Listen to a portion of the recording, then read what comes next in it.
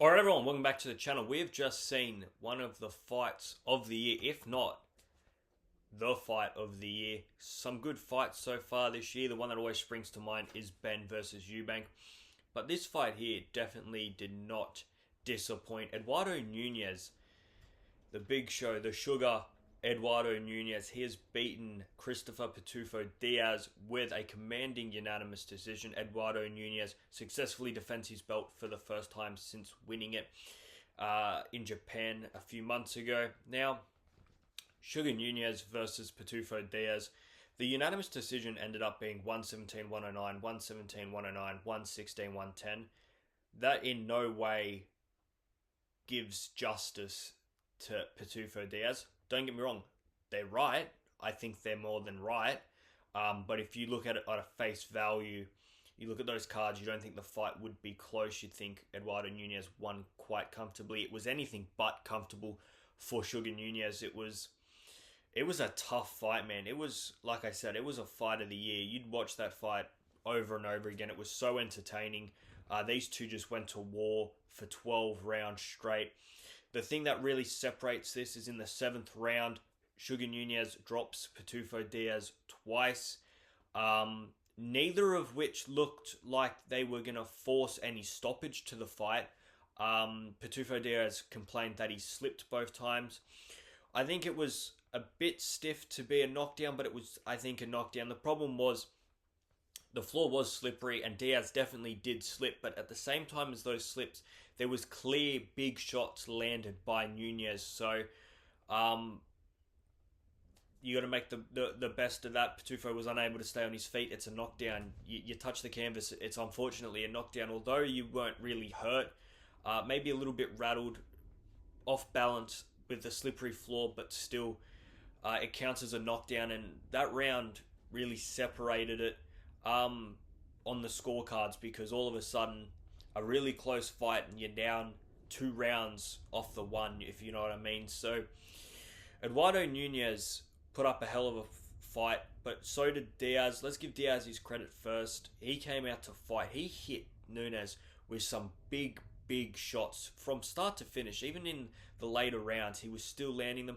The last 2 rounds, he did look out on his feet. He was driving with the head, really doing a lot of clinch work. I think it was just done. He was gassed, and credit to him because he put everything into that fight, but once again comes up short of a world title.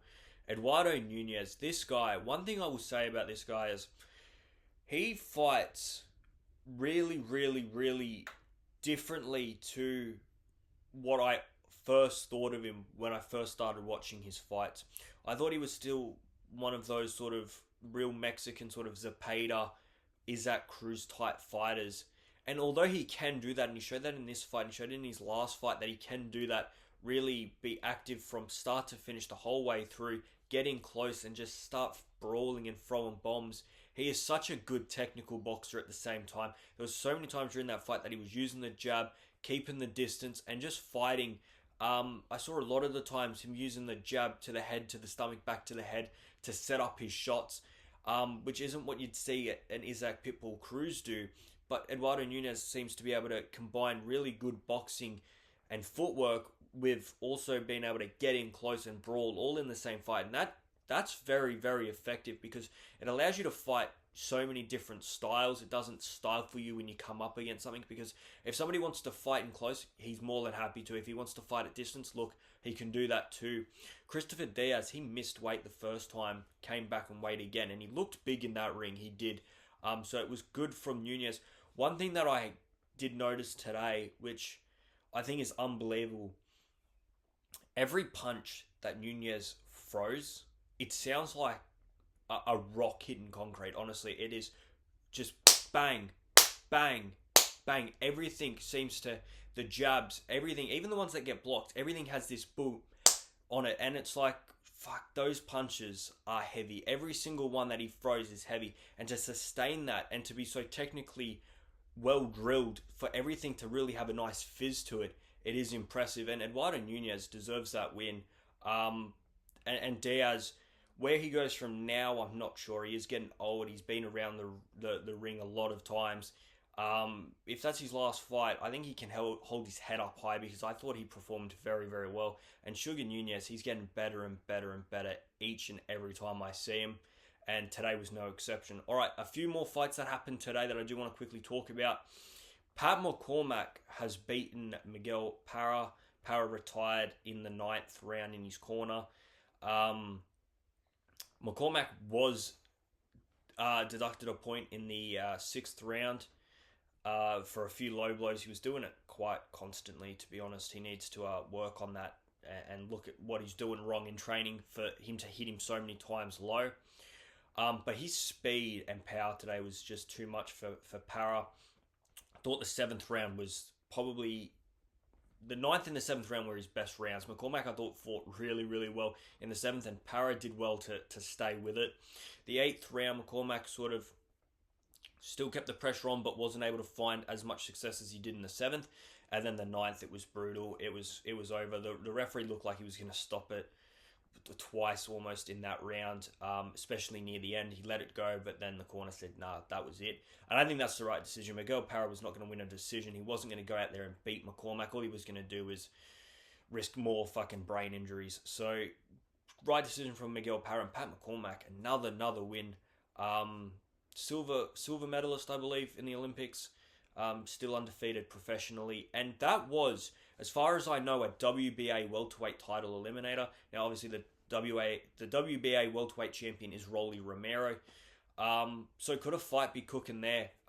Technically, if it's a WBA welterweight title eliminator, then Pat McCormack has next dibs, and the WBA should make that a mandatory. Whether Rolly Romero fights between now and that Pat McCormack one, you don't know, because Pat McCormack might say he wants 5 to 6 months to prepare for that. That's fine. Rolly Romero, he hasn't fought since May when he fought Ryan Garcia. Still hasn't had an opponent confirmed as far as I know. So don't know what Rolly Romero has planned. But I think this is a fight that we're going to see probably next year. I don't see any reason why it wouldn't happen unless Rolly Romero puts his belt up in the meantime and loses it. I think we could be seeing Pat McCormack versus Rolly Romero, which I think is a good fight.